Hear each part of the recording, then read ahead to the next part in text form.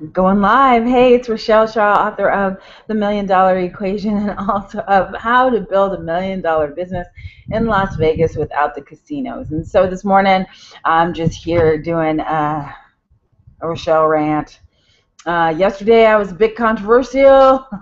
Had some, moments about when I recorded yesterday, the NFL had not suspended Ray Rice yet. So it's really nice to see that this morning they wrap that up and let him go. I think it was totally justified. I think it should have happened the first time. I think the biggest thing that shocked me was that, yesterday, here's the deal. Guess what we learned? We learned that Ray Rice knocked his fiance out in an elevator. And guess what we learned right after it happened? That Ray Rice knocked his fiance out in an elevator.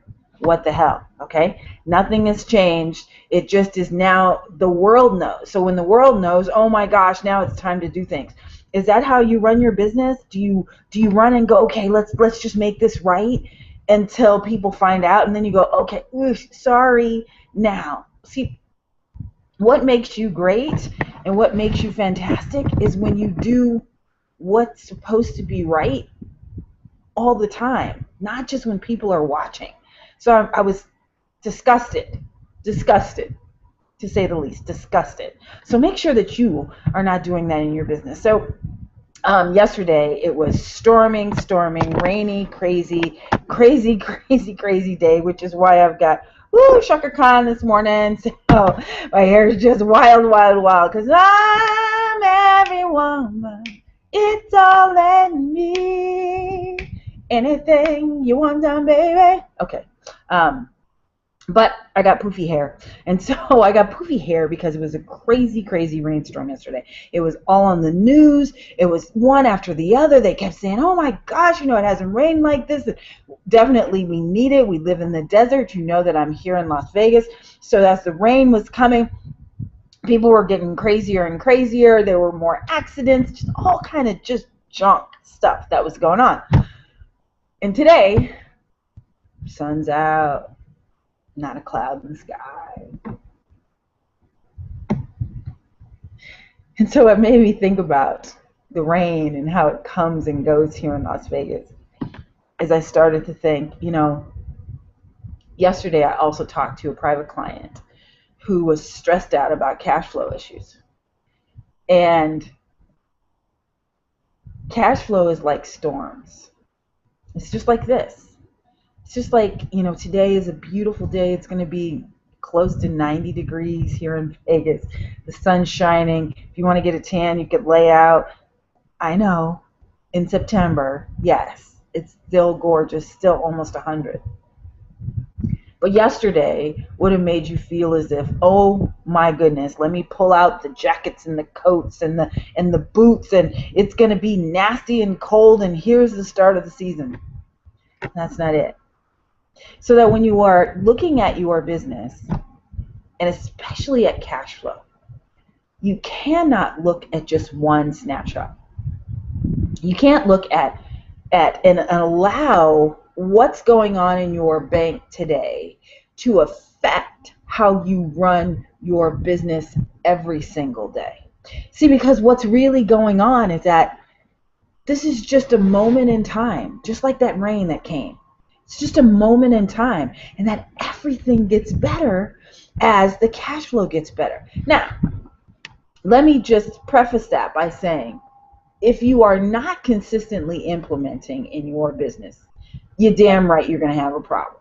If you are not actively working the only 3 ways to grow your business, which is grab a new customer, get an existing customer to come back more often, or get an existing customer to spend more money while they're with you, right?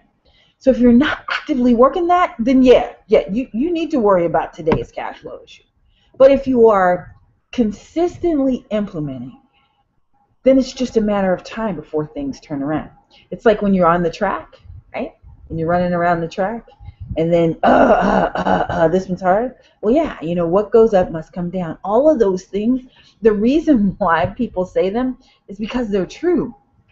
So that when I see you frustrated and overwhelmed by cash flow issues, that's just something to keep you off track.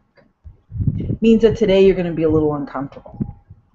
But the only way to grow, the absolute only way to grow, is when you are not comfortable. If you're comfortable, then things don't work so well. If you're comfortable, then you're not pushing yourself hard enough in order to get the actual growth to happen. So remember those storms. Remember those storms are just something that comes in and out, but nothing lasts forever. No storms last forever. Poofy hair doesn't last forever. I'm going to go and take care of that here in a minute.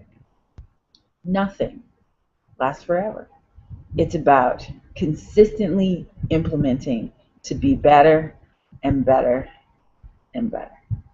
Okay. I talked to you yesterday about the NFL, and there was one thing, I got sidetracked because I got so pissed off about the Ray Rice issue that I didn't be able to share with you. I didn't share with you my Tom Brady. Okay, so you know Tom Brady. If you don't know Tom Brady, well, he is the quarterback of the New England Patriots, and he's getting a little older, and I think he's 34, 35, older.